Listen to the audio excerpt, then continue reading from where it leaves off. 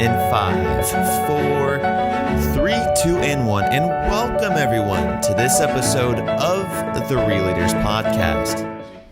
So you guys, we're here at We Day, and it's a celebration of students, young people who are making a difference, who are doing good acts, and they're the future.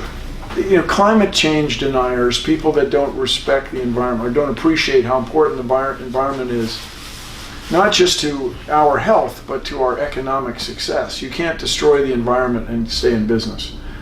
Those people are going to, like me, they're old, and they're going to eventually disappear. So when we're at an event like this, I feel great about the future. I feel optimistic. Young people are going to address these problems and fix it. Right. And treaties to protect the environment will be one more thing. It's not all just science. It's politicians, political scientists, international relations people, venture capitalists. Everybody's going to work together and make the world better. Right. I like the sound of that. Yeah, it's going to be great. You have 16-year-olds like Swedish Greta Thunberg, who is motivating thousands of kids, millions of kids around the world. Skip school on a Friday, yeah. Yeah, that's always fun, Pretty isn't it? But what about people overthink climate change to a degree, don't they? I mean, there seems to be so much conspiracy theory out there, so much overthinking of the science, what's right and what's wrong, and then you get kids who just kind of cut through all the crap and say, this is what it's about. Well, they're kids can evaluate evidence like anybody else. I mean, the climate change deniers are funded by the fossil fuel industry. And look, I'm like everybody else. We have benefited greatly from fossil fuels the last couple centuries. But time to change, man. Let's go. Sure. Anybody can figure it out. We're putting too much carbon dioxide in the atmosphere too fast. That's the problem, the speed. So we want renewable electricity, clean water, and access to the internet for everybody in the world. That's what we want. Right. Let's go. Let's get her done. If you had to think back when you were younger to the age of the children you see here today, what kind of awareness was there around the environment? Well, so I was at the very first Earth Day. What year was 1970. That? So I grew up in the city limits. I grew up in the city of Washington, D.C., and I rode my bicycle to the Washington Monument, locked my bicycle to a flagpole. If you tried that today, security would be all over the place. But they had a stage at big events, and they're talking about pollution in those days. And this was shortly after the infamous event where the Cuyahoga River in Cleveland, Ohio, here in the U.S., caught on fire.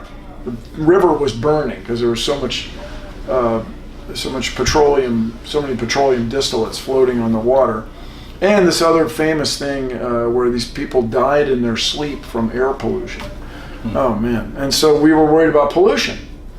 And climate change wasn't really talked about in 1970, but by the middle of 1980, people were becoming aware of it. 1988, Jim Hansen testified in front of the U.S. Congress about climate change, the evidence of climate change. He had been looking at Venus and realized the atmosphere of Venus was causing the surface of Venus to be extraordinarily hot, and whereas on Mars, it's not that, and so on and so on. So the awareness of the importance of the environment to our health has been in my life for years, 50 years. But now we got to get everybody on board. And you guys, the economic opportunities, I'm telling you, if we make renewable electricity, we can change the world. There's enough sunlight, wind energy, tidal energy, geothermal energy to run the whole place if we just get on it. And we're going to innovate. We're going to have better transmission lines, a better electrical grid. We're going to have far less inefficient transportation systems. It's going to be fabulous.